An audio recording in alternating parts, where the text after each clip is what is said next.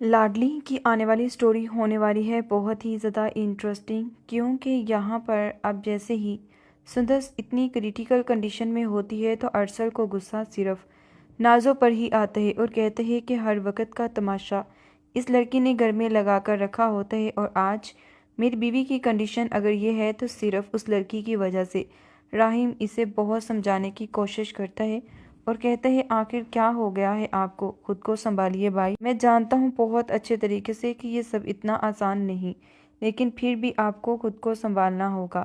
یہ بات سن کر کہتا ہے کہ راہیم آخر کیسے میں خود کو سنبھالوں، تم خود مجھے بتا دو، کیا یہ اتنا آسان ہے؟ اگر سندس کو کچھ بھی ہوا تو میں نازو کو کبھی بھی معاف نہیں کروں گا۔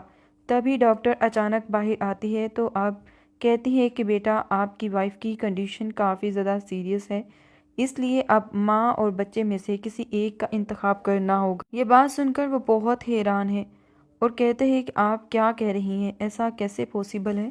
ایسا پوسیبل نہیں ہو سکتا، آپ جانتی ہیں اچھے طریقے سے کہ میں اپنی وائف کو اس کنڈیشن میں نہیں دیکھ سکتا۔ تبھی کہتا ہے کہ آپ کو کچھ نہ کچھ کرنا ہی ہوگا، میری وائف بھی بالکل ٹھیک رہے اور میرا بچہ بھی۔ یہاں پر آخر کیا ہوگا؟ سندس کیا بچ پائے گی یا اس کا بچہ؟ ارسل اب نازو کی حقیقت اچھے طریقے سے جان چکا تھا، وہ اسے اب کسی بھی صورت معاف نہیں کرے گا، کیونکہ وہ یہ بات اچھے طریقے سے جانتا ہے کہ اس کی وجہ سے آج یہ سب ہو رہا ہے۔ اس لیے کہتا ہے کہ نازو تمہیں جو کرنا ہے وہ تو تم نے کر لیا، لیکن اب جو میں کروں گا تم زندگی بھر یاد رکھو گی۔ تمہیں کیا لگتا ہے کہ تم یہ سب کچھ کرو گی اور میں تمہیں پھر بھی معاف کر دوں گا؟ تو یہ تمہاری بہت بڑی غلط فہمی ہے۔